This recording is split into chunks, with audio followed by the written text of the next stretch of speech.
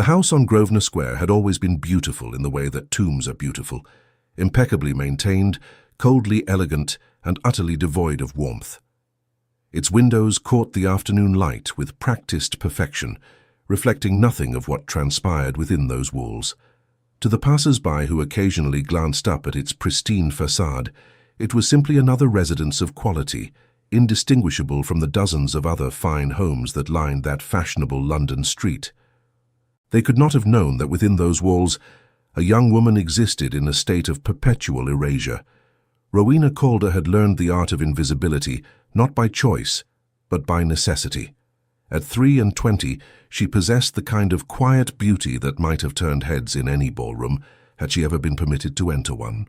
Her dark hair held a natural wave that caught the light when she moved, and her eyes, a peculiar shade of amber that seemed to shift between gold and brown depending on her mood, held an intelligence that years of isolation had only sharpened. But these qualities meant nothing when no one beyond the household staff ever laid eyes upon her. Her father, the late Thomas Calder, had been a gentleman of modest fortune and impeccable character. His death 5 years prior had delivered Rowena into the guardianship of his widow, the woman who had become Lady Agatha Whitmore upon her subsequent marriage to Lord Edmund Whitmore. That union had elevated Agatha's social standing considerably, transforming her from the wife of a respectable gentleman into the spouse of a baron with connections to some of London's most influential families. It had also sealed Rowena's fate. Lady Agatha had calculated her stepdaughter's value with the precision of a merchant weighing gold. Rowena's modest inheritance was enough to warrant control, but not enough to command respect. Her beauty was sufficient to pose a threat to Agatha's own daughters from her new marriage, two insipid girls named Millicent and Cordelia, neither of whom possessed half of Rowena's natural grace or wit. The solution, in Agatha's mind, was elegantly simple: make Rowena disappear without actually disposing of her. The invisibility began gradually. First came the excuses. Rowena was indisposed. Rowena was attending to domestic matters. Rowena preferred the quiet of home to the bustle of society. Then came the systematic removal from guest lists, the declined invitations that Rowena never knew had been extended, the careful orchestration of her absence from every social occasion that might have introduced her to potential suitors or allies. Within a year of her father's death, Rowena had become a ghost in her own life. She occupied the 3rd floor of the Grosvenor Square residence in rooms that had once served as guest quarters. They were comfortable enough. Lady Agatha was not unnecessarily cruel in material matters, but they were positioned as far from the main living areas as possible. When visitors came, Rowena was expected to remain in her rooms. When the family entertained, she ate her meals on a tray delivered by one of the maids. When Lord and Lady Whitmore attended balls or soirees, Rowena watched from her window as their carriage pulled away, carrying her stepsisters to the glittering world she would never be permitted to enter. The servants knew of her existence, of course, but they had been carefully selected for their discretion and their dependence on Lady Agatha's goodwill. They brought Rowena her meals, maintained her rooms, and spoke to her with a mixture of pity and caution. They understood that acknowledging her too openly might cost them their positions. In the carefully constructed hierarchy of the household, Rowena existed in a peculiar limbo, above the servants in birth, below them in freedom. She filled her days with reading, needlework, and the careful cultivation of a dignity that refused to be extinguished. The library, mercifully, had been her father's domain, and Lady Agatha had little interest in books beyond their decorative value. Rowena had read everything from philosophy to poetry, from history to the scandalous novels that her stepmother would have burned had she known of their presence. These books became her windows to a world she could not access, her companions in a solitude that might otherwise have driven her to despair. But solitude, Rowena had discovered, could also be a teacher. In the silence, she had learned to observe, to analyze, to see through the pretenses that governed social interactions. She understood her stepmother's machinations with perfect clarity, recognized the calculated cruelty beneath the veneer of propriety. She knew that Millicent and Cordelia, for all their advantages, would never possess the strength of character that adversity had forged in her.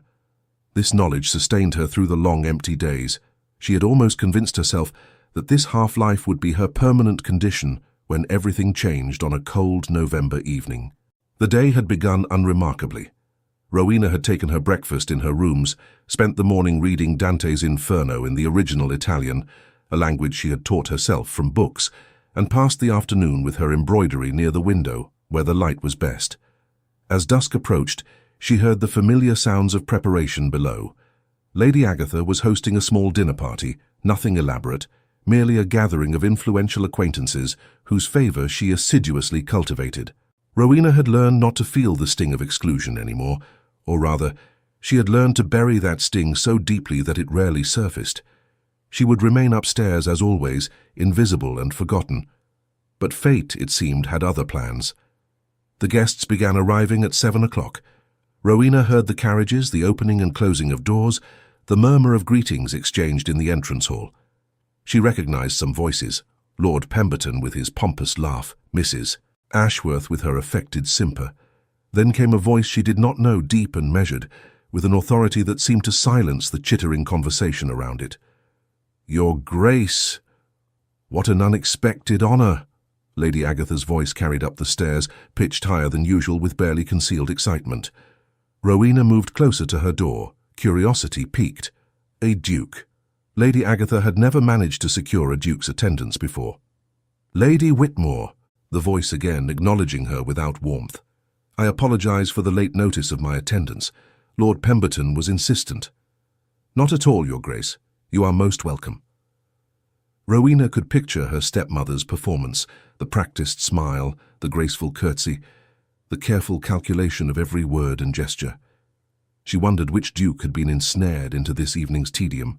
The season was well underway, and London's most eligible noblemen were typically overbooked with far more prestigious engagements. The party moved into the drawing-room, and Rowena returned to her chair by the window. The November night had turned the glass into a dark mirror, reflecting her own face back at her. She studied her reflection with detached interest, noting the way the candlelight softened her features, wondering what she might have looked like in a ball gown, with her hair properly dressed and jewels at her throat. An hour passed. The sounds of dinner filtered up from below, laughter, conversation, the clink of crystal and silver. Rowena had just decided to prepare for bed when she heard something unusual: footsteps in the hallway outside her rooms, accompanied by voices. "I assure you, Your Grace, there is nothing of interest on this floor." Lady Agatha's voice strained now with an edge of panic poorly concealed. "Merely storage rooms and servants' quarters." "Indeed?" The Duke's voice, closer now, laced with polite skepticism. "How curious. I could have sworn I saw candlelight from one of these windows when my carriage arrived." Rowena's heart began to race. She should extinguish her candles, retreat into darkness, make herself even more invisible than usual. But something, stubbornness perhaps, or simply exhaustion with her own erasure, kept her frozen in place. "The servants, Your Grace. They do keep odd hours." Lady Agatha was practically hissing now. "Servants who read Italian poetry." The Duke's tone carried a note of amusement.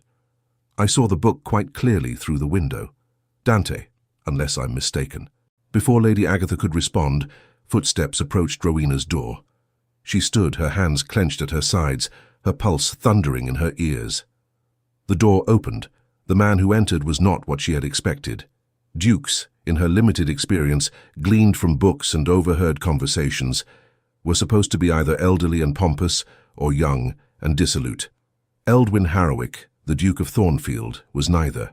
He was perhaps 35, with the kind of austere handsomeness that commanded attention rather than invited it. His features were sharply defined: high cheekbones, a strong jaw, a mouth that looked unaccustomed to smiling. His eyes were the colour of slate, and they possessed an intensity that made Rowena feel as though he could see directly through her skin to the thoughts beneath. His dark hair was streaked with premature silver at the temples, and he carried himself with the absolute certainty of a man who had never been denied anything he truly wanted. He was also, Rowena knew without being told, the most dangerous man in London. She had heard whispers of the Duke of Thornfield, even in her isolation.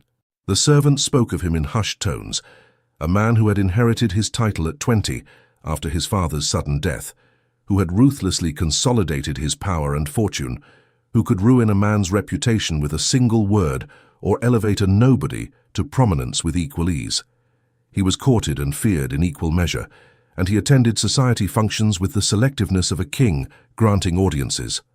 And he was standing in her room, studying her with those penetrating slate eyes. "Your Grace," Lady Agatha appeared behind him, her face pale with fury barely contained. "I must insist—" "You must insist on nothing, Lady Whitmore." Eldwin Harrowic's voice was quiet, but it carried the weight of absolute authority. "I find myself curious about this young lady whom you failed to introduce, despite her obvious residence in your home." Rowena found her voice, surprised by its steadiness. "I am Rowena Calder, Your Grace." She executed a curtsy with the grace her mother had taught her years ago, before death had claimed her. "Forgive the intrusion upon your evening." One of his eyebrows rose fractionally. "The intrusion appears to be mine, Miss Calder. I was unaware that Lord Whitmore's household included a daughter of reading age, beyond the two young ladies currently terrifying my dining companions with their conversation." Despite everything, Rowena felt a smile tug at her lips. Millicent and Cordelia were indeed tedious conversationalists. "Stepdaughter, Your Grace," Lady Agatha interjected, her voice sharp. "From my first marriage. Rowena prefers the quiet of her rooms to society. She is of a decidedly scholarly disposition." "How fascinating!" The Duke's gaze never left Rowena's face. "And does this scholarly disposition extend to Italian literature? I noticed Dante by your window." "It does, Your Grace, along with French, some Greek, and a smattering of Spanish." "All self-taught, I presume?" "Yes, Your Grace." Something flickered in those slate eyes, respect perhaps, or intrigue. "Remarkable. And you find that Dante's vision of the Inferno resonates with your current circumstances, Miss Calder?" The question was pointed, deliberately so. Rowena felt Lady Agatha's panic radiating like heat from a fire. This was her moment, her single opportunity to speak truth to someone who might actually listen. She could remain silent, complicit in her own erasure, or she could answer honestly. She chose honesty. "I find, Your Grace, that Dante understood the nature of imprisonment quite well. The deepest circles of hell are reserved not for those who sin from passion, but for those who betray trust and manipulate others for personal gain." The silence that followed was absolute. Lady Agatha had gone rigid, her face a mask of barely controlled rage. Lord Whitmore, who had appeared in the hallway behind his wife, looked confused and uncomfortable. The Duke's expression remained impassive, but Rowena could have sworn she saw approval flash across his features. "A perceptive reading, Miss Calder. I wonder that you've been denied the opportunity to share such insights in broader company." "Your Grace, if you would return to the dining room," Lady Agatha began. "I find I've lost my appetite for this particular gathering, Lady Whitmore." Eldwin Harrowick turned to face her fully, and even Rowena felt the chill of his displeasure. "Tell me, how long has Miss Calder been residing in your household?" 5 years, Your Grace, since her father's passing." 5 years? And in that time, she has never been presented to society? Never attended a single ball or soirée? "As I mentioned, she prefers—" "What you mentioned, madam, was a convenient fiction." The Duke's voice could have frozen water. "What I observe is a young woman of quality, education and evident grace, who has been systematically hidden from society for reasons I can only assume serve your interests rather than hers." Lord Whitmore cleared his throat. "Your Grace, surely this is a family matter." "It becomes my matter when I discover such circumstances under my observation." Eldwin Harrowick's attention returned to Rowena. "Miss Calder, I find myself in need of an intelligent conversationalist for Lady Rothermere's ball tomorrow evening. Would you do me the honor of attending as my guest?" Rowena's breath caught. Lady Rothermere's ball was one of the season's most prestigious events. An invitation from the Duke of Thornfield was tantamount to a royal decree. "Your Grace, I cannot possibly—" Lady Agatha's voice had risen to a near shriek. "The question, Lady Whitmore, was not addressed to you." The Duke's gaze remained fixed on Rowena. "Miss Calder?" 1,000 thoughts raced through Rowena's mind. Lady Agatha would make her life unbearable if she accepted, but her life was already unbearable. This might be her only chance to escape the shadows, to be seen, to exist as something more than a ghost in her own existence. I would be honored, Your Grace. Excellent. I shall send my carriage at 8 o'clock tomorrow evening. I trust you have suitable attire. His eyes flickered to Lady Agatha with unmistakable meaning. She has nothing appropriate for such an occasion, Lady Agatha said through clenched teeth. Then I shall send my sister's modiste first thing in the morning. Lady Eleanor is approximately Miss Calder's size, and she has more gowns than one woman could wear in a lifetime. He turned back to Rowena. Until tomorrow evening, Miss Calder. I look forward to discussing Dante's other works with you. I find his Paradiso particularly relevant to certain social transformations. With that, he nodded and left the room, his footsteps echoing down the hall with the finality of a judge's gavel. The moment he disappeared, Lady Agatha rounded on Rowena, her face contorted with rage. How dare you? How dare you speak to His Grace in such a manner? You've embarrassed this family, you ungrateful— That will be quite enough, Agatha. Lord Whitmore's voice, rarely assertive, cut through his wife's tirade. The Duke has extended an invitation. To refuse it would be a far greater embarrassment than anything Rowena has done. Lady Agatha turned on her husband, but whatever she saw in his expression made her close her mouth. Lord Whitmore was a mild man, easily influenced, but he was not a fool. He understood power when he saw it, and the Duke of Thornfield wielded more power than anyone else in London. To openly defy him would be social suicide. You will attend this ball, Lord Whitmore continued, his eyes on Rowena. You will conduct yourself with absolute propriety, and you will do nothing to further embarrass this household. Is that clear? Perfectly clear, my lord. He nodded and left, pulling Lady Agatha with him despite her protestations. Their voices faded down the hall, leaving Rowena alone in her room, trembling with emotions she could barely name. She had been seen. After 5 years of careful erasure, someone had looked at her and truly seen her. Not the inconvenient stepdaughter, not the potential rival, but a woman of intelligence and worth. And that someone was the most dangerous man in London. Rowena returned to her window, staring out at the darkness. Somewhere in that vast city, Eldwin Harrowick was returning to his own residence, plotting whatever machinations had prompted his invitation. She was not naive enough to believe his interest was purely altruistic. Men like the Duke of Thornfield did nothing without calculation, but neither was she foolish enough to reject the opportunity he had offered, whatever his motives, whatever dangers awaited her. Tomorrow evening she would step out of the shadows and into the light, and God help anyone who tried to push her back into the darkness. The night passed slowly. Rowena barely slept, her mind racing with possibilities and fears. When dawn finally broke, she heard the household stirring below, preparing for the arrival of the Duke's modiste. Lady Agatha would be furious, but she would play her role. She had no choice. The modiste arrived at 9 o'clock sharp, accompanied by 2 assistants and enough fabric and accessories to outfit a queen. Madame Laurent was a small, sharp-eyed Frenchwoman who took one look at Rowena and smiled with genuine pleasure. "Ah, mademoiselle, you will be magnifique. His Grace has excellent taste. Come, we must work quickly." The next few hours were a whirlwind of measurements, fabric selections, and fittings. Madame Laurent worked with the efficiency of a general commanding troops, her assistants following her orders with practiced precision. She had brought several gowns from Lady Eleanor's wardrobe, each more beautiful than the last, but none seemed to satisfy her exacting standards. Non, non, this will not do. Mademoiselle needs something that speaks to her own character, not merely borrowed elegance. She studied Rowena with narrowed eyes, then snapped her fingers. The emerald silk. Yes, it will bring out the gold in her eyes and complement her coloring perfectly. The emerald silk was breathtaking.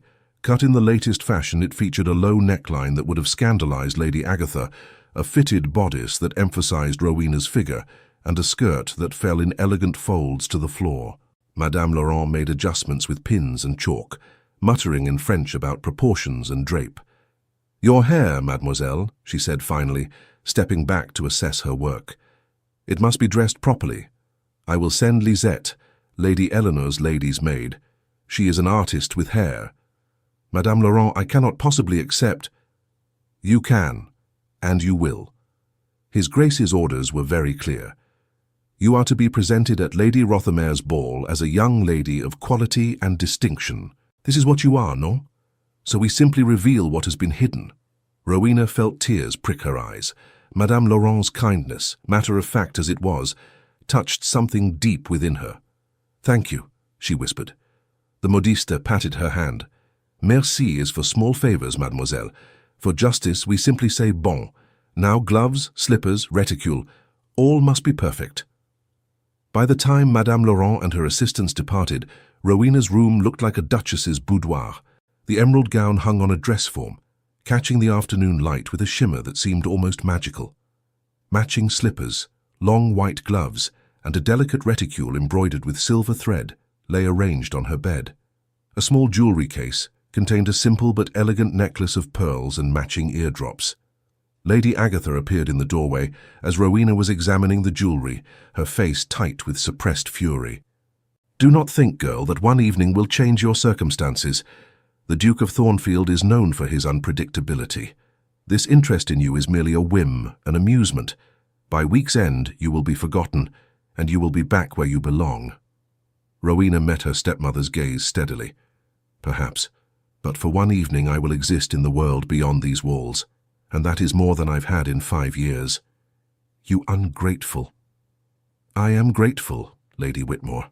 Grateful to His Grace for his kindness, grateful to Madame Laurent for her skill, grateful to my father for teaching me that dignity is not conferred by circumstance, but claimed by character." Lady Agatha's hand twitched, and for a moment Rowena thought she might strike her.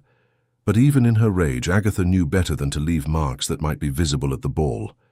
Instead, she turned on her heel and swept from the room, slamming the door behind her. Rowena released a shaky breath. The battle lines had been drawn. Whatever happened at Lady Rothermere's ball would determine not just one evening but potentially her entire future. Lisette arrived at 5 o'clock, a cheerful young woman with clever fingers and an artist's eye. She spent 2 hours transforming Rowena's hair from its simple arrangement into an elegant coiffure that somehow managed to be both fashionable and uniquely suited to Rowena's features. Small pearls were woven through the dark waves, catching the light with subtle brilliance. "His Grace will be pleased," Lisette said with satisfaction as she helped Rowena into the emerald gown. "You look every inch a lady, mademoiselle." When Rowena finally saw herself in the full-length mirror, she barely recognized her own reflection. The woman looking back at her was a stranger, elegant, refined, beautiful, in a way that transcended mere physical appearance. This was what she might have been all along, had Lady Agatha not stolen those years from her. The clock struck 8, and Rowena heard a carriage pull up outside. Her heart began to race. This was it. The moment that would either change everything or change nothing. She descended the stairs slowly, acutely aware that the entire household was watching. Lord Whitmore stood in the entrance hall, looking uncomfortable, but resigned. Millicent and Cordelia gawked from the drawing-room doorway, their faces masks of jealous disbelief. Lady Agatha was nowhere to be seen, having apparently chosen to absent herself from this particular humiliation. The butler opened the door, and there stood Eldwin Harrowick, Duke of Thornfield, dressed in impeccable evening attire that emphasized his austere elegance. His slate eyes widened fractionally as he took in Rowena's transformation, the only sign of surprise he permitted himself. "Miss Calder," he extended his hand. "You look magnificent." "Thank you, Your Grace.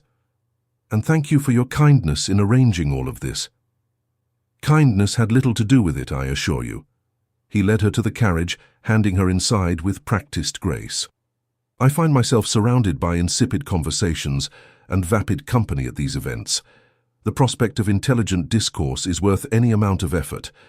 As the carriage pulled away from Grosvenor Square, Rowena looked back at the house that had been her prison for 5 years. Lady Agatha stood at an upper window, her face a pale blur of fury and fear. Rowena turned away, facing forward toward whatever awaited her. The Duke of Thornfield sat across from her, his expression unreadable in the dim carriage light. "You understand," he said quietly, "that there will be consequences to tonight. Society will take notice of you. Questions will be asked. Your stepmother's careful construction will collapse." "I understand, Your Grace. And you're prepared for that?" Rowena met his gaze directly. "I have been invisible for 5 years, Your Grace. Whatever consequences arise from being seen cannot be worse than the slow death of erasure. Something shifted in his expression, respect, admiration, perhaps even a hint of warmth. "No," he agreed, "they cannot." The carriage rolled through the London streets toward Lady Rothermere's mansion, carrying Rowena toward a destiny she could not yet imagine. Behind her lay years of shadows and silence. Ahead lay the glittering, treacherous world of London society.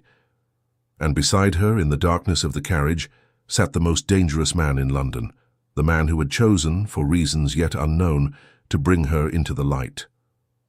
Whatever his motives, whatever games he played, Rowena knew one thing with absolute certainty. Her life would never be the same again. The shadows had released their hold, and there was no going back. Lady Rothermere's mansion blazed with light, every window a golden rectangle against the November darkness. Carriages lined the street in an elaborate procession, depositing London's most distinguished citizens at the entrance, where footmen in immaculate livery waited to receive them. The sound of music drifted through the night air, accompanied by the murmur of hundreds of conversations blending into a single elegant hum. Rowena's hands trembled slightly in her lap as their carriage joined the queue. The Duke of Thornfield noticed, as he seemed to notice everything, and spoke with unexpected gentleness. "Nervousness is natural, Miss Calder, but remember that you have every right to be here. Your father was a gentleman of impeccable character, and you possess accomplishments that would put most of these ladies to shame. They will judge me nonetheless, Your Grace. They will judge you regardless of what you do or say. That is the nature of society. The question is whether you will permit their judgment to define you." He leaned forward slightly, his slate eyes intent. "I did not bring you here to watch you shrink into the shadows again. I brought you here to claim what should have been yours all along." Before Rowena could respond, the carriage stopped at the entrance. A footman opened the door, and the Duke descended first, then turned to hand Rowena down. The moment her slippered foot touched the pavement, she felt the weight of dozens of eyes upon her. The whispers began immediately. "Who is that with Thornfield?" "I've never seen her before." "My dear, look at that gown, clearly French and recent." "But who is she?" Eldwin Harrowick offered his arm with the same calm authority he brought to everything, and Rowena took it, lifting her chin in unconscious imitation of his own bearing. They ascended the marble steps together, and she was acutely aware of being the focus of intense scrutiny from everyone they passed. Lady Rothermere herself stood in the receiving line, a formidable woman in her 60s whose approval or disapproval could make or break a social reputation. Her eyes widened fractionally when she saw the Duke approaching with an unknown young woman on his arm. "Your Grace," she said, her curiosity barely concealed beneath polite formality, "what a pleasure to see you this evening.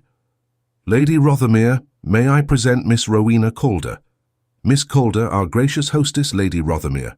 Rowena executed a perfect curtsy, silently blessing her mother's training all those years ago. "Lady Rothermere, thank you for your hospitality this evening." "Miss Calder." Lady Rothermere's sharp eyes assessed her with the precision of a jeweller examining a stone of uncertain value. "I don't believe I've had the pleasure of your acquaintance before." "No, my lady. I have been in mourning for my father these past 5 years." The lie came smoothly, born of necessity. It was far more acceptable to claim mourning than to admit she'd been deliberately hidden from society.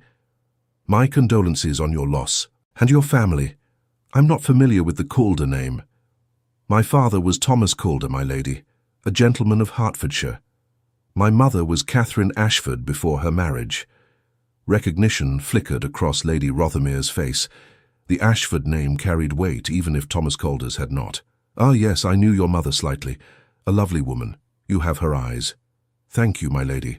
Lady Rothermere's expression softened fractionally, which was as close to approval as she typically offered.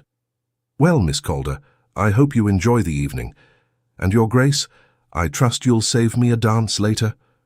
"It would be my honor, Lady Rothermere." They moved into the ballroom, and Rowena felt as though she'd stepped into a dream. The room was enormous, its ceiling painted with elaborate frescoes of classical scenes, its walls hung with gilt-framed mirrors that multiplied the candlelight from dozens of crystal chandeliers. Ladies in gowns of every conceivable color swirled across the polished floor in the arms of gentlemen in severe black evening dress. The orchestra occupied a raised platform at one end of the room, their music soaring above the conversation. It was overwhelming and magnificent and utterly foreign to everything Rowena had known for the past 5 years. "Breathe, Miss Calder," the Duke murmured. "You look as though you've forgotten how." She laughed, surprising herself. "I feel as though I've stepped into one of my novels, Your Grace. I'm half convinced I'll wake up in my room to find this was all a dream. I assure you this is quite real, though I'll grant you that society often resembles fiction more than reality." He guided her along the edge of the ballroom, nodding to acquaintances but not stopping. "We're being watched quite intensely.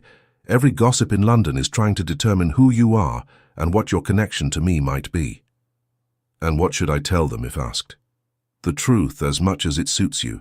You are the daughter of Thomas Calder, lately out of mourning, currently residing with your stepmother, Lady Whitmore.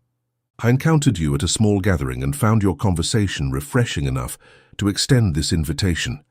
His eyes glinted with something that might have been amusement. "The fact that Lady Whitmore has kept you hidden will become obvious soon enough, but there's no need to volunteer the information." They were interrupted by a jovial voice. "Thornfield! By God, man, I've been looking for you everywhere." Lord Pemberton approached, red-faced and expansive, with a striking young woman on his arm. "May I present my niece, Miss Charlotte Pemberton? Charlotte, this is the Duke of Thornfield, whom I've mentioned."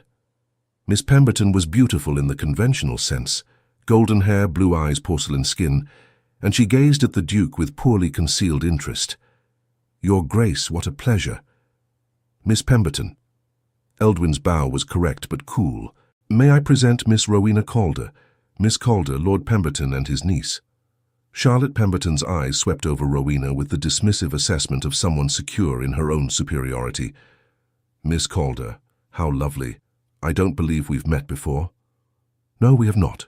Rowena matched her tone precisely, sweet and meaningless. "Miss Calder has been in mourning," the Duke interjected smoothly. "But she is now returned to society, and I'm endeavouring to ensure she enjoys her first ball in quite some time." "How charitable of you, Your Grace." Charlotte's smile didn't reach her eyes. "Though I'm sure Miss Calder appreciates your condescension in taking time from more important acquaintances." The insult was subtle, but unmistakable. Rowena felt anger flash through her, but before she could respond, the Duke's voice cut through the tension like a blade through silk. "I find, Miss Pemberton, that importance is often inversely proportional to one's need to assert it. Miss Calder requires no condescension, as her company is vastly preferable to much of what passes for conversation in these gatherings." He turned to Rowena. "Miss Calder, I believe the next dance is forming. Would you do me the honour?" "I would be delighted, Your Grace." As they walked away, Rowena heard Charlotte's indignant whisper to her uncle. The Duke's expression remained impassive, but she could have sworn she saw satisfaction in the set of his shoulders. "You needn't have defended me quite so forcefully, Your Grace," Rowena said quietly. "I can manage cutting remarks." "I have no doubt.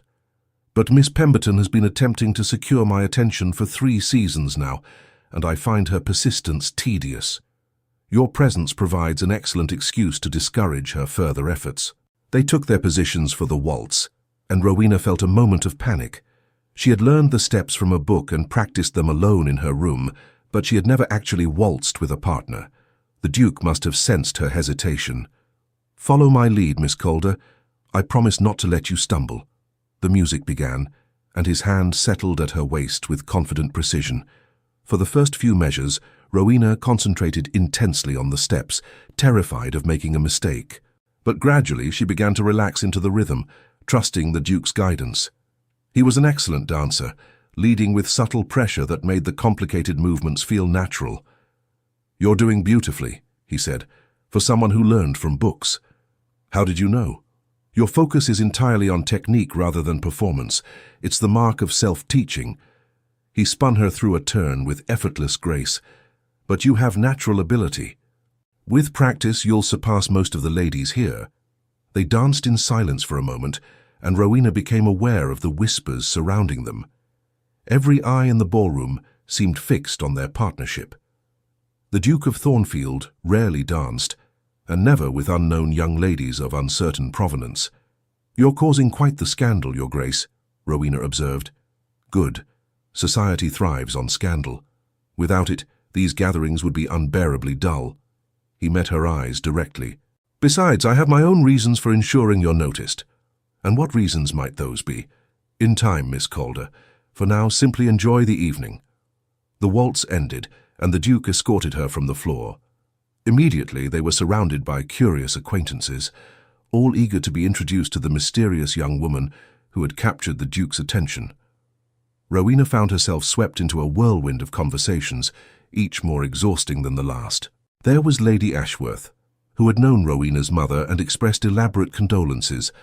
There was the Honourable Mr. Fitzwilliam, who asked her to dance and proceeded to bore her with stories of his hunting exploits. There was Mrs. Cavendish, who interrogated her about her family connections with the subtlety of an inquisitor. Through it all, the Duke remained nearby, a silent but formidable presence that kept the more aggressive social predators at bay. By the time supper was announced, Rowena's head was spinning. She had been introduced to more people in 3 hours than she'd met in the previous 5 years, names and faces blurred together in a kaleidoscope of silk, jewels, and carefully crafted smiles. The Duke guided her to supper with the same proprietary care he'd shown all evening. They were seated at a small table with Lord and Lady Stratford, an older couple who treated Rowena with genuine kindness rather than curiosity. "For your first ball, Miss Calder?" Lady Stratford asked gently. "In many years, yes, my lady." "It can be overwhelming, I know, but you're managing beautifully. I've been watching you navigate the social waters with considerable grace." "Thank you, my lady. Though I confess I feel rather like a swimmer who's been thrown into the ocean and told to reach the shore." Lady Stratford laughed. "An apt metaphor, but you have an excellent guide in His Grace. There's no one better positioned to ensure your safe arrival." Rowena glanced at the Duke, who was engaged in conversation with Lord Stratford about some political matter. She wondered again at his motives. Men like Eldwin Harrowick did nothing without purpose, and she could not believe that his interest in her was purely humanitarian. After supper, as they returned to the ballroom, the Duke was claimed by Lady Rothermere for the dance he'd promised. Rowena found herself standing alone for the first time that evening, acutely aware of the stares and whispers. A voice spoke from behind her. "Miss Calder, isn't it?" She turned to find a gentleman of perhaps 30, with kind brown eyes and an open, friendly expression. "Yes, sir." "Edmund Waverley, at your service. I'm a friend of Thornfield's, though he'd probably dispute the term friend." He smiled. "He prefers acquaintance or occasional associate." Despite her nervousness, Rowena found herself smiling back. He does seem to prefer precision in language. "Among other things, would you care to dance? I promise to be less tedious than Fitzwilliam was. I saw your expression during his hunting stories. You have an excellent talent for concealing boredom." "You were watching me?" "Everyone was watching you, Miss Calder. You arrived on Thornfield's arm, which is news enough. The fact that he's barely left your side all evening is unprecedented." They took their positions for a country dance, and Rowena found Edmund Waverley to be an easy companion. He made her laugh with witty observations about the other guests and asked intelligent questions about her interests without prying into her personal circumstances. "You read Italian, I understand," he said, as they came together in the dance. "I do. How did you know?" "Thornfield mentioned it." He was quite impressed, which is saying something. He's not easily impressed. "And you, Mr. Waverley? What are your accomplishments?"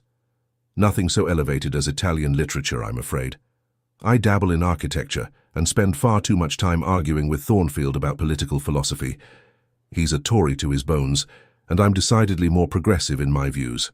"How do you manage to remain friends if you disagree so fundamentally?" "Because Thornfield, for all his austere exterior, respects genuine conviction. He'd rather argue with someone who holds opposing views sincerely than agree with someone who simply echoes his opinions." Edmund smiled. "Besides, I think he finds most of society boring. At least I provide entertainment." The dance ended, and Edmund returned her to the edge of the ballroom. The Duke reappeared moments later, his expression unreadable as he assessed Edmund. "Waverley, I see you've been entertaining Miss Calder in my absence." "Someone had to, Thornfield. You can't monopolize the most interesting woman at the ball all evening. Edmund bowed to Rowena. Miss Calder, it's been a pleasure. I hope we'll meet again soon. As Edmund walked away, the Duke turned to Rowena. I hope Waverley wasn't too forward. Not at all. He was quite charming. The Duke's tone suggested skepticism. Waverley's charm is legendary, and frequently deployed with ulterior motives, as opposed to your own motives, Your Grace, which are entirely transparent. For the first time that evening, Eldwin Harrowick actually smiled, a genuine expression that transformed his austere features into something almost approachable. Touché, Miss Calder. I see that your time in isolation has not dulled your wit. On the contrary, Your Grace, isolation provided excellent opportunity for sharpening it. They were interrupted by the arrival of Lady Agatha and Lord Whitmore, accompanied by Millicent and Cordelia. Rowena felt her stomach tighten. She had known this confrontation was inevitable, but she had hoped to delay it until after the ball. Your Grace, Lady Agatha's curtsy was perfect, her smile fixed. How delightful to see you again.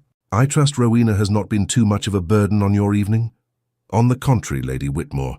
Miss Calder has proven to be the most accomplished partner I've had the pleasure of conversing with in quite some time.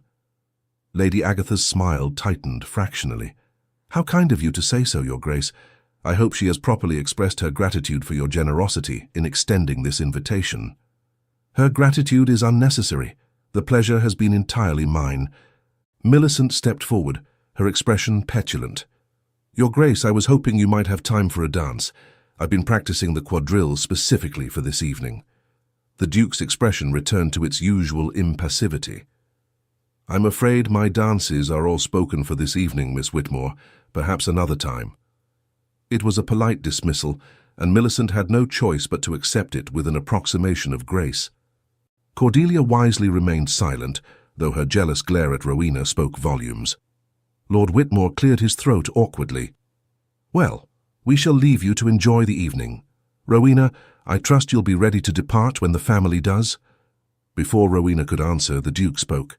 Actually, Lord Whitmore, I had planned to escort Miss Calder home myself. That is, if she has no objection. Every head within earshot turned toward them. The implications of the Duke personally escorting Rowena home were clear to everyone present. It was a declaration of special interest, a public statement that would be discussed in every drawing-room in London by morning. Lady Agatha's face went pale. Your Grace, surely that's not necessary. I insist, Lady Whitmore. After all, Miss Calder came as my guest. It would be remiss of me not to see her safely home. There was nothing Lady Agatha could say without appearing ungracious or worse, appearing to question the Duke's intentions. She managed a stiff nod. Of course, Your Grace. How very thoughtful. The Whitmore family departed shortly after, leaving Rowena alone with the Duke once more. She could feel the weight of every eye in the ballroom upon them. You realize what you've just done, Your Grace? Ensured that you won't be subjected to Lady Whitmore's rage in a closed carriage? Yes, I'm quite aware. You've also ensured that by tomorrow morning all of London will be speculating about your interest in me. Yes, he offered his arm. Shall we dance again? I find I'm enjoying causing a stir. The rest of the evening passed in a blur of music, conversation, and increasingly bold speculation. Rowena danced with several other gentlemen. Edmund Waverley claimed her twice more, and she was sought out by Lord Stratford and several others, but the Duke remained her constant companion between dances.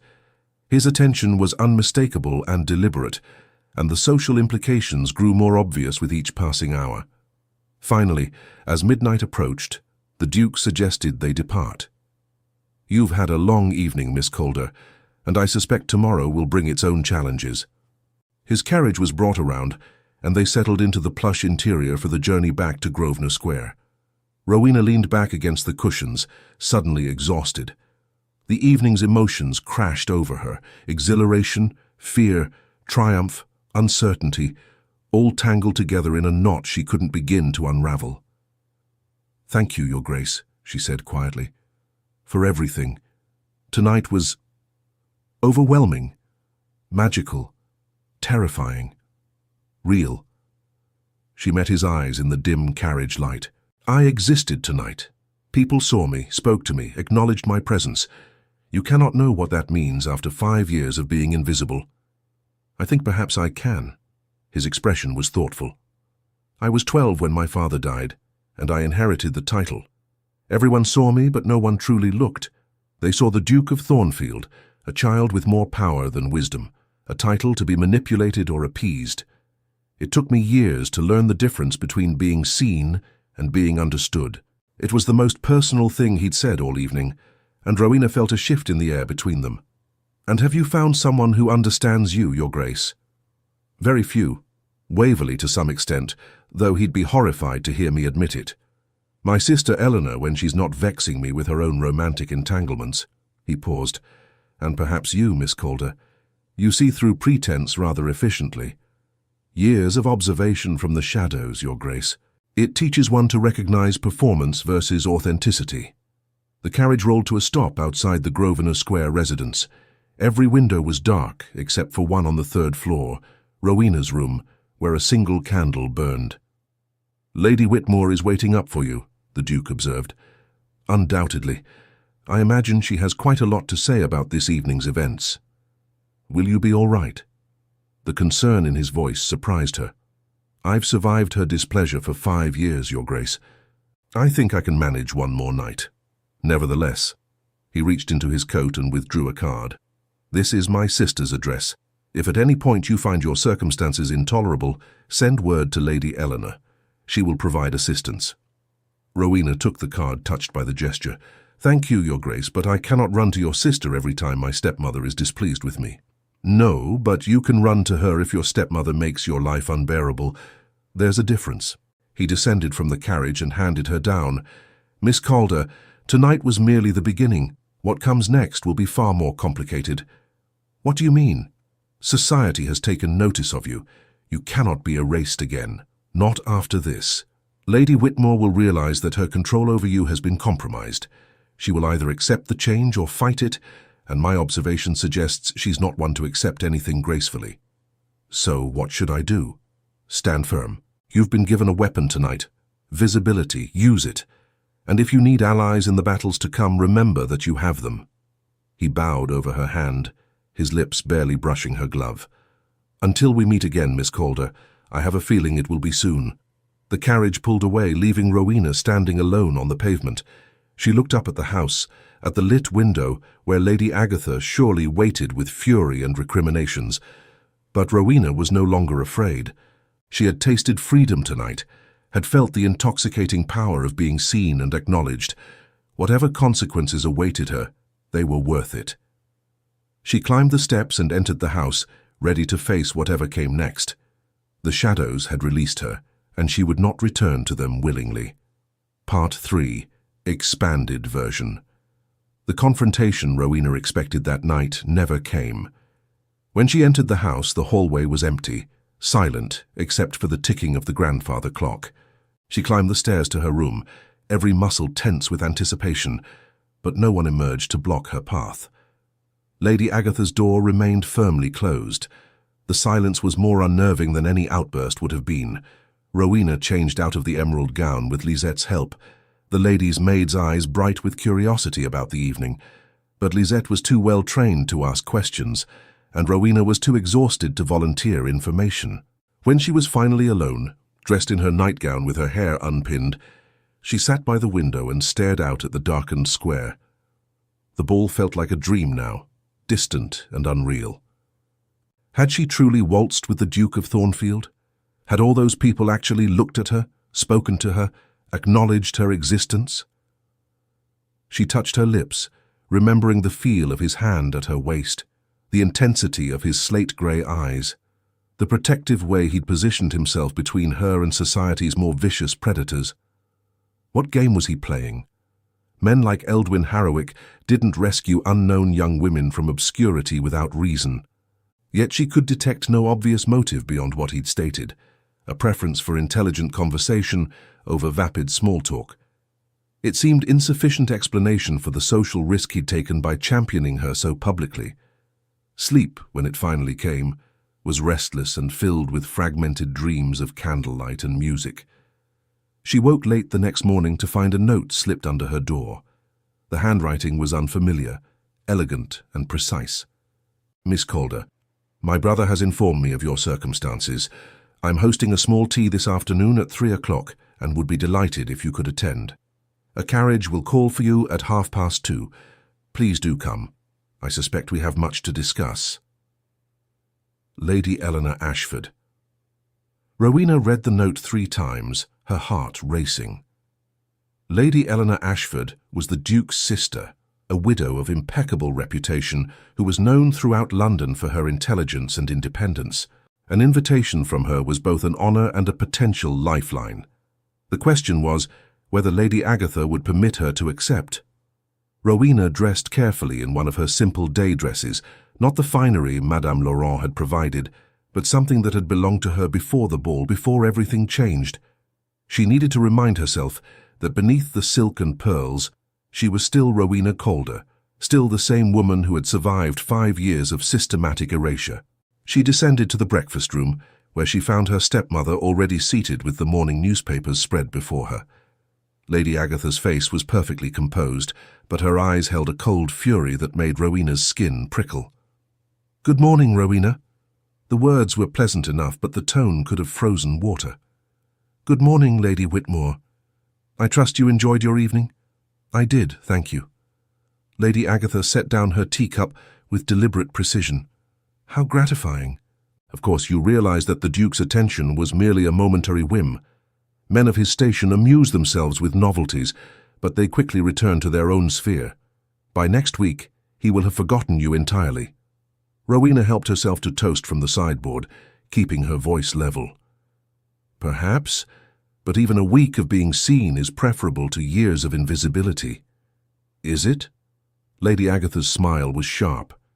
"You have no idea what you've set in motion, foolish girl. Society is not kind to those who rise above their station. You will be scrutinized, judged, and very likely found wanting. Your father's modest origins will be examined, your lack of fortune noted, your absence from society for the past 5 years questioned. Do you truly believe you can withstand that scrutiny? I survived 5 years of your cruelty, Lady Whitmore.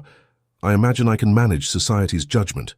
The mask of civility slipped for just a moment, and Rowena saw the raw hatred beneath. Then Lady Agatha regained control, her expression smoothing into polite indifference.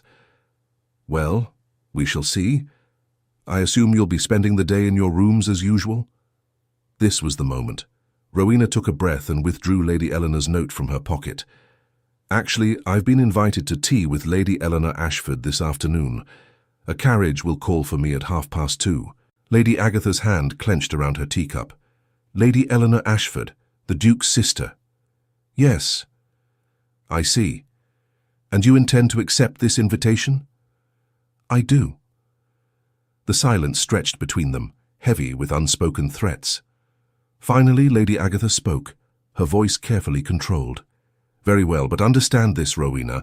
While you are under this roof, you remain subject to my authority. The Duke's interest may protect you in society, but it does not extend to what happens within these walls. Remember that." It was a clear threat, and they both knew it, but Rowena had gone too far to retreat now. "I understand perfectly, Lady Whitmore." She finished her breakfast in silence and retreated to her room to prepare for the afternoon. The hours passed with agonizing slowness. Rowena tried to read, but the words blurred on the page. She attempted needlework, but her hands trembled too much to manage the delicate stitches. Finally, she simply sat by the window, watching the street below and trying to calm the nervous flutter in her chest. At precisely 2:30, a carriage bearing the Ashford crest pulled up outside. Rowena descended the stairs to find Lady Agatha watching from the drawing-room doorway, her expression unreadable. Millicent and Cordelia peered from behind their mother, their faces twisted with jealousy and resentment. The carriage took her through the fashionable streets of Mayfair to an elegant townhouse with window boxes overflowing with late-season flowers.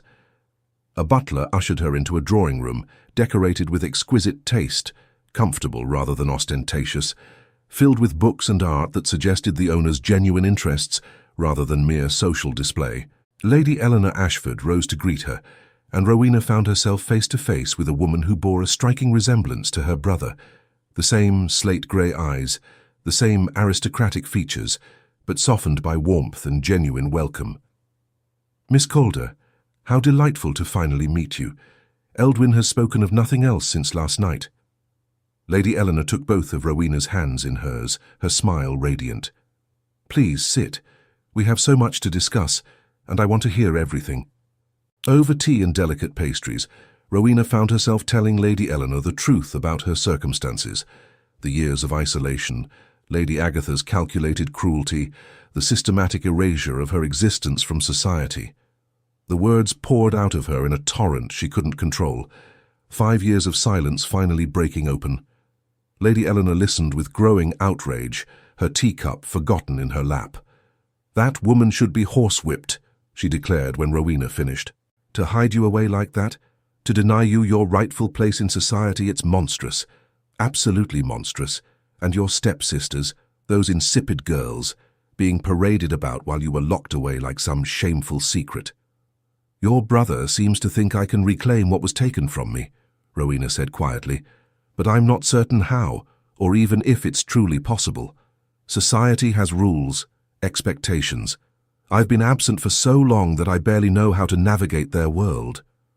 "Then we shall teach you, not the false rules that govern superficial interactions, but the real mechanisms of power and influence." Lady Eleanor leaned forward, her expression intense. "Society is not as rigid as it appears, Miss Calder. It bends for those who understand how to apply pressure in the right places, and with Eldwin's support and mine, you'll have all the leverage you need. But I must ask, Miss Calder, what do you want? Not what others want for you, but what you truly desire for yourself." No one had ever asked Rowena that question before. She sat in silence for a long moment, truly considering. What did she want? Freedom, certainly. Recognition, undoubtedly. But beyond that? "I want freedom," she said finally. "Freedom to make my own choices, to live my own life, to be seen and acknowledged as a person of worth. I don't need wealth or a grand marriage or social prominence for its own sake. I simply want the right to exist on my own terms, to use my mind, to contribute something meaningful to the world, rather than being decorative or invisible." "Then we shall ensure you have it." Lady Eleanor's smile was fierce. "Starting today, you'll attend the theatre with me tomorrow evening. I have a box, and we'll make certain you're seen by everyone who matters. Then there's the Hartley musicale on Thursday, and Lady Ashworth's garden party on Saturday, and the Pemberton dinner next Tuesday. We'll fill your calendar so completely that Lady Whitmore won't have time to interfere or undermine you." "But why would you do this for me? We've only just met." "Because Eldwin asked me to, and I trust my brother's judgment implicitly. He's never been wrong about people, not once. Also because I've seen what society can do to women who lack protection and advocacy. My own marriage was arranged without my consent when I was 18, to a man 30 years my senior. He was kind enough in his way, but I had no choice in the matter, no voice in determining my own future." Lady Eleanor's expression softened with old pain. "I know what it is to lack control over one's own destiny, Miss Calder. I wouldn't wish that powerlessness on anyone." Rowena felt tears prick her eyes. After so many years of isolation and cruelty, this unexpected kindness threatened to overwhelm her defenses. "Thank you, Lady Eleanor. I don't know how to repay such generosity." "Nonsense. No repayment is necessary. Simply promise me you'll stand firm against whatever Lady Whitmore attempts. She'll try to undermine you, to convince you that you don't belong in society, that you're reaching above your station. Don't believe her lies." The afternoon passed quickly in pleasant conversation. Lady Eleanor was intelligent, witty, and refreshingly direct. She spoke candidly about her brother, painting a picture of a man who was far more complex than his austere public persona suggested. "Eldwin learned early that showing emotion was perceived as weakness," she explained, pouring more tea. "Our father was a cold, calculating man who valued power above all else. He saw affection as a liability, compassion as foolishness. When he died and Eldwin inherited at such a young age, the vultures descended immediately. Other nobles tried to manipulate him, to control his fortune and influence, to marry him off to their daughters for their own gain. He survived by becoming harder, more calculating, more impenetrable than anyone around him. "But he's not truly cold, is he?" Rowena asked softly. "No. Beneath that icy exterior is a man of deep conviction and surprising compassion. He simply chooses very carefully who sees that side of him." Lady Eleanor smiled knowingly. "The fact that he's chosen to reveal it to you is significant, Miss Calder. My brother does nothing by half measures. If he's decided to champion your cause, he will see it through to the end, regardless of what obstacles emerge." When Rowena finally returned to Grosvenor Square that evening, she found the household in turmoil. Invitations had begun arriving, not just one or two, but dozens. Word of her appearance at Lady Rothermere's ball had spread through London's social circles with remarkable speed, and suddenly everyone wanted to meet the mysterious young woman who had captured the Duke of Thornfield's attention. Lady Agatha stood in the entrance hall, surrounded by cream-coloured cards bearing the crests of London's most prestigious families.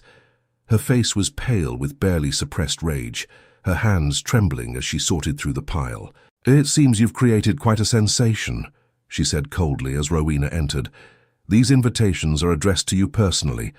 I cannot refuse them without causing offence to some of the most influential families in London." Rowena felt triumph surge through her. This was what the Duke had meant about visibility being a weapon. Once society had noticed her, Lady Agatha could no longer hide her away without explaining why, and any explanation would expose her own cruelty and manipulation. "How fortunate," Rowena said calmly, taking several of the invitations from the hall table. "I shall endeavour to bring credit to the family name at each occasion." "See that you do. And remember, Rowena, one misstep, one scandal, and all of this will be taken from you as quickly as it was given. Society is unforgiving of those who don't truly belong." But Lady Agatha's threats rang hollow now. The balance of power had shifted irrevocably, and they both knew it. The following weeks passed in a whirlwind of social engagements. Rowena attended the theatre with Lady Eleanor, where they were visited in their box by a steady stream of curious society figures eager to assess the newcomer. She performed beautifully at the Hartley musical, playing Mozart on the pianoforte, with a skill that surprised everyone except those who understood how much time she'd had to practice in isolation. At Lady Ashworth's garden party, she conversed easily about literature and politics, demonstrating an education that far exceeded what most young ladies possessed. Through it all, the Duke of Thornfield remained a constant presence. He didn't monopolize her time. That would have been too obvious, too likely to cause scandal before they were ready, but he appeared at every event she attended, always finding moments to speak with her privately, to ensure she was managing the social waters successfully, to offer subtle guidance when she seemed uncertain. Their conversations deepened with each encounter. They discussed Dante and Milton, debated the merits of various political philosophies, explored questions of duty versus desire, the nature of power, and the obligations of privilege. Rowena found herself looking forward to these exchanges with an intensity that both thrilled and frightened her. She had never met anyone whose mind matched hers so perfectly, whose observations were so sharp, whose silences were as meaningful as his words. She was, she realized with growing alarm, falling in love with him. It was foolish, dangerous, almost certainly doomed. The Duke of Thornfield was one of England's most powerful men, courted by every ambitious family with marriageable daughters. She was nobody, a gentleman's daughter with no fortune, no connections beyond what he had provided, no claim to his world beyond his temporary patronage. When his interest inevitably waned, she would be left alone again, but this time with the far worse pain of having tasted something she could never truly possess. But her heart, it seemed, had no interest in logic or self-preservation.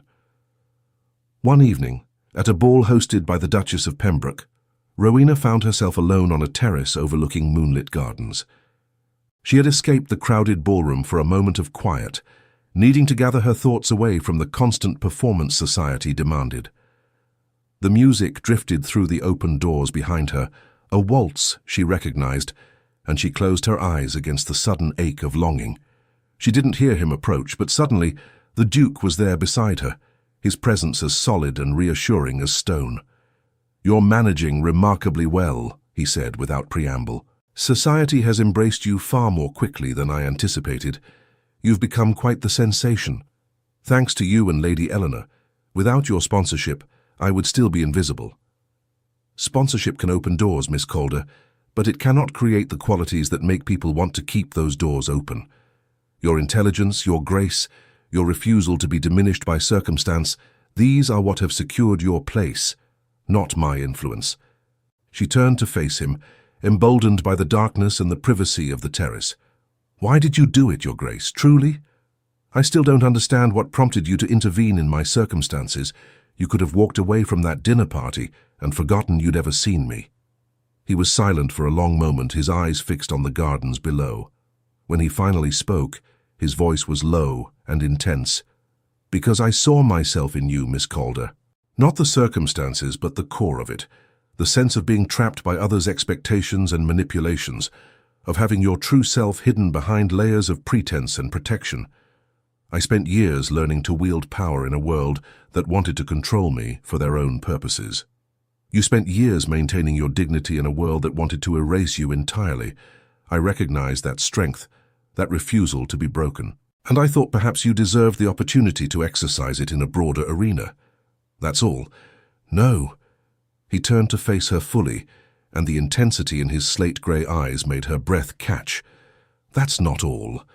From the moment I saw you in that room, surrounded by books and defiance, refusing to be cowed by your stepmother's fury, I was captivated. You were nothing like the simpering debutantes and calculating social climbers I'm subjected to endlessly. You were real, Miss Calder, genuine in a way that is exceedingly rare in my world, and I found myself wanting more of that reality, more of you. Her heart was racing now, her hands trembling where they gripped the terrace balustrade. Your Grace, Eldwin. My name is Eldwin, and I would very much like to hear you say it without titles or formality between us. Eldwin. The name felt intimate on her tongue, a bridge across the vast distance between their stations, their worlds. He stepped closer, and Rowena could feel the heat radiating from him despite the cool evening air. I'm not a man who acts impulsively, Rowena. Everything I do is calculated, measured, strategic. I've built my life on careful planning and the ruthless pursuit of specific goals. But from the moment I met you, strategy has warred with something far more primitive and powerful. I find myself thinking of you constantly. Your wit, your courage, the way you refuse to be diminished despite everything that's been done to you, the light in your eyes when you discuss ideas that excite you. What are you saying? She barely recognized her own voice, breathless and uncertain. I'm saying that I brought you into society with the intention of giving you freedom and opportunity, of righting an injustice I'd accidentally discovered. But somewhere along the way, my motives became far more selfish. I want you visible not just for your sake, but for mine. I want the right to stand beside you publicly, to claim your time and attention, to make it clear to every man in London that you are not available for their pursuit. Because you want me for yourself. Yes. The single word was weighted with absolute certainty. I want you for myself, Rowena Calder.